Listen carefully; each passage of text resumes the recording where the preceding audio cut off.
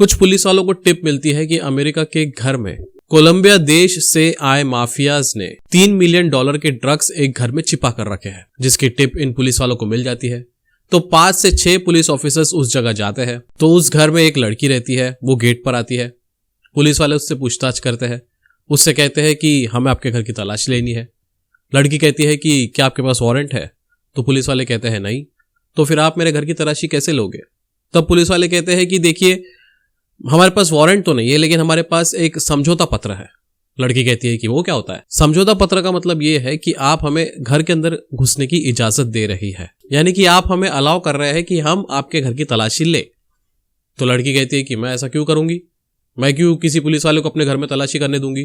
तब पुलिस वाले कहते हैं कि जी हाँ, बिल्कुल सही बात है, आप क्यों करने दोगे? क्या है ना, मैं तो मान जाऊंगा, लेकिन जो मेरे ये साथ में खड़े लोग हैं ना, ये साथी पुलिस वाले, ये बड़े कमीने हैं, ये इतनी आसानी से नहीं मानेंगे, इसलिए आप प्लीज इस कागज पर साइन कर लीजिए और हमें अंदर जाने दीजिए। तब लड़की उन चारों को देखती है, बाकी पुलिस ऑफिसर्स को, थोड़ी सी टेंशन में आ जाती है और कहती है कि ठीक है, मैं सिग्नेचर कर देती हूँ, लेकिन तमीज से एक भी सामान इधर का उधर नहीं होना चाहिए। ये उनको वो चेतावनी दे देती है कि उसके घर को खराब ना करे, चुपचाप तलाशी करे और निकल जाता है जीप के साथ में। तो फिर जैसे ही वो सिग्नेचर करती है, वैसे ही पुलिस वाले अपने असली रंग दिखाना शुरू कर देते हैं। वो उसको धक्का मारकर गेट तोड़कर अंदर घुस जाते हैं।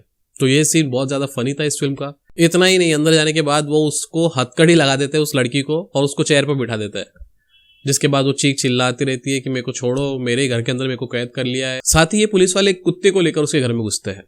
कुत्ता दौड़ते दौड़ते जाता है, उसको देखकर भौंकते रहता है। वो जो लड़की जिसका घर था, वो पूछती है कि ये ड्रग्स को इतनी जल्दी सूंघ लेता है? तब पुलिस वाले उसे बताते हैं कि ये ड्रग्स को सूंघ के नहीं भौंकता, ये पैसों को सूंघ के भौंकता है। हमें पैसों की टिप मिली थी, $3 लाख की टिप हमको आपके घर में छुपे है, इसकी टिप मिली थी।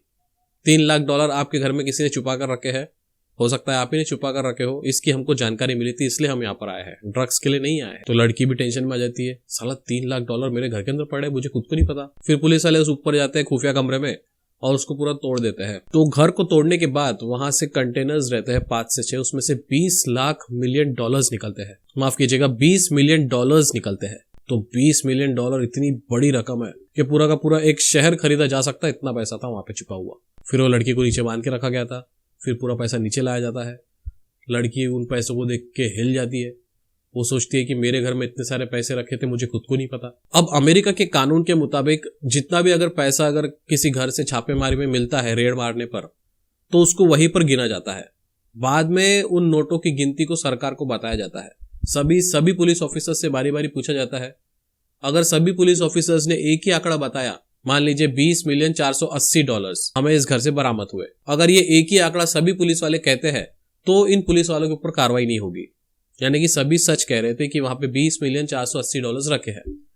तो इसलिए वो लोग सरकार को फोन करके बताने से पहले ही वहां पर जहां पे पैसे मिले हैं वहीं पे पैसे गिनना शुरू कर देते हैं। अब वाजिब सी बात है, इतना सारा पैसा देखकर किसी की भी नीयत पलट जाएगी।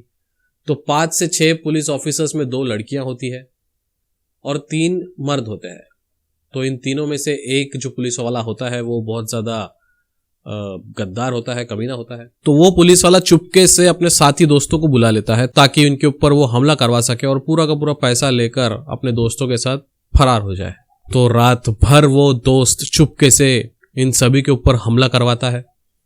घर में एक फोन आता है कि आधे घंटे में घर खाली कर दो वरना तुम सबकी चिता जलेगी इस घर के अंदर। लेकिन ये पुलिस वाले इतने ढीठ है कि नहीं जाते घर से, ये लोग पैसे गिनते रहते हैं।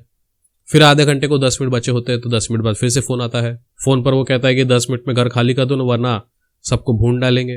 तब भी ये लोग नहीं जाते, पैसे गिनते रहते हैं घर में बैठ करके। फिर 10 मिनट बाद उस घर में फायरिंग शुरू हो जाती है। AK-47 राइफल सब एक साथ इनके ऊपर गोली चलाते हैं, फड़ा फड़, पता नहीं कहां से फायरिंग होती है। सबके सब नीचे बैठ जाते हैं अपनी जान बचाते हुए। तो ज्यादा लोग नहीं आते उस समय, 3 से 4 लोग ही फायरिंग करते हैं। फिर जवाबी फायरिंग में ये 2 पुलिस वाले जो थे, ईमानदार पुलिस वाले, वो उनके ऊपर काउंटर अटैक करते हैं और उनको भगा देते हैं।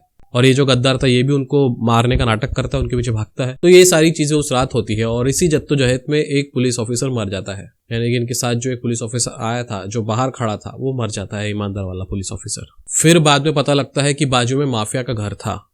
तो एक पुलिस वाला जाता है, माफिया के घर में एक आदमी रहता है, वहां से उसको पकड़ के लाता है। उससे पूछता है कि तूने ये हमला करवाया था क्या? वो कहता है कि हमारा इस हमले से कोई लेना देना नहीं है, चाहे तो आप मेरे बॉस से बात कर लीजिए। वो वीडियो कॉल पर अपने बड़े बॉस से बात करवाता है, माफिया से, देखिए आपको पैसा रख लीजिए, हम पुलिस के लफड़े में पड़ते नहीं, हमने आप पर हमला नहीं करवाया। फिर ये लोग पुलिस वाले टेंशन में आ जाते हैं, साला हमला कराया तो कराया किसने? जब माफिया वाले हमको कुछ नहीं कर रहे हैं, हमको कुछ नहीं कह रहे हैं, जब माफिया वाले हमको कुछ नहीं कह रहे हैं, पैसा ले जाने दे रहे हैं, तो फिर हम पर हमला करा किसने? यहाँ पे हमको पैसा मिला, इसकी जानकारी आखिर मिली तो मिली किसको? तो फिर वो एक दूसरे पर शक करने लगते हैं। तो ये इस कहानी का प्लॉट है। अगर आपने कांटे फिल्म देखी होंगी पुरानी वाली बॉलीवुड की, उसमें अमिताभ बच्चन है, संजय मांजरेकर है, सुनील शेट्टी है और भी बढ़िया बढ़िया कलाकार है। सभी वो लोग चोर होते हैं और चोरी करके बहुत सारा पैसा आने के बाद सबकी नीयत पलट जाती है, सब एक दूसरे को ठोक डालते हैं क्योंकि सारे के सारे खुद ही अकेला पूरा पैसा ले जाना चाहते थे। तो उसी तरह की कुछ ये कहानी है द रिप, लेकिन उससे बहुत अलग है। यहाँ पे वहां पे चोर और पुलिस वाले मिलकर चोरी करते हैं, लेकिन यहाँ पे सिर्फ पुलिस वालों को रेड में पैसा मिलता है और वही उनकी कमजोरी हो जाती है, पैसा उनको लालच आ जाता है। तो फिर एंड में क्या होता है वो मैं आपको नहीं बताऊंगा, चलो बता ही देता हूँ। एंड में होता यह है कि जो ईमानदार पुलिस वाले होते हैं वो लोग पुलिस वालों को बुला लेते हैं कि हमको $20 मिलियन की हमने गिनती कर ली, आप लोग आ जाइए, हमको यहाँ से ले जाइए। तो वो लोग, बड़ी सी गाड़ी आती है, 4 जो पुलिस ऑफिस, तो उनके साथ 2 पुलिस वाले आते हैं वैन लेकर के और ये 3 लोग होते हैं साथ में। तो ऐसे करके 5 लोग हो जाते हैं ये लोग। एक जन गाड़ी चला रहा होता है जो ड्राइवर था। तो एक वैन के अंदर 4 लोग जाते हैं, लेकिन ये लोग लड़कियों को नहीं बिठाते। उस लड़की को जिसका घर था उसको बांध कर रखा था, उसको छोड़ दिया गया। और वो जो 2 पुलिस ऑफिसर लड़कियां थी उनको भी ये लोग साथ में नहीं लेके जाते। उनसे कहते हैं कि दूसरी गाड़ी आएंगी उसमें आ जाना। और उसके पीछे एक बहुत बड़ा रीजन था। रीजन ये था कि अब ये लोग जो मर्द लोग जो जा रहे हैं एक वैन के अंदर, इनका किसी का एक दूसरे पर भरोसा रहा नहीं। ये वैन के अंदर एक दूसरे को ठोक डालेंगे और पैसा लेकर वैन लेकर उड़ जाएंगे। इसलिए उन्होंने लड़कियों की सेफ्टी के लिए उनको वही छोड़ दिया। उनसे कहा कि तुम अपने आप आ जाओ। जिसके बाद वैसा ही होता है। रास्ते में जब ये लोग वैन लेकर जाते हैं तो एक दूसरे के ऊपर गोलियां चलाते हैं, जो कि बहुत ही थ्रिलिंग सीन था। उसके बाद फाइटिंग होती है, किसको पैसा मिलता है, कौन गद्दार है उन चारों में से ये पता चलता है। बाद में पता लगता है कि उन बैग में पैसे ही नहीं थे, क्योंकि वो सारा पैसा लड़कियों के पास था। इन्होंने एक बैग में सिर्फ किताबें भर रखी थी, क्योंकि उनको पता था कि अंदर हमले होने वाले हैं, पैसा देख करके, बैग देख करके। तो वो किताबों से भरी बैग लेकर भाग रहे थे और उस चक्कर में अपनी जान गंवाते हैं। जो करप्ट पुलिस ऑफिसर्स होते हैं वो, असली पैसा कंटेनर से निकाला ही नहीं गया था, पूरा पैसा वापस उसी में डाल दिया गया गिनने के बाद कंटेनर में। और लड़कियां आखिर में पैसा ले जाते हुए हमें दिखाई देती है। तो ये इस फिल्म की कहानी है, बहुत ही दिमाग से बनाई गई है इस फिल्म को, तो जरूर देखिएगा। द रिप नेटफ्लिक्स पर इस वक्त ट्रेंडिंग में है। अच्छी पिक्चर है, एक ही रात में पूरी फिल्म खत्म हो जाती है। बहुत ज्यादा दिमागी खेल है इस मूवी में, दिमाग लगता है और इमोशनल भी करती है। डायलॉग्स भी अच्छे हैं और रियलिस्टिक फाइटिंग सीन्स है इस फिल्म में, इसलिए इस फिल्म को आप जरूर देखिएगा कभी ना कभी। नेटफ्लिक्स पर जरूर आपको मिल जाएगी। और भी मूवी इनसाइट्स के लिए मेरी वेबसाइट जरूर विजिट कीजिएगा। साथ ही मुझको इंस्टाग्राम पे फॉलो कर लीजिए, बढ़िया से बढ़िया मूवीज में उसमें लाते रहता हूँ आपके लिए। बाकी खुश रहिए, आबाद रहिए और अपना और अपनों का ख्याल रखिए। जय हिंद।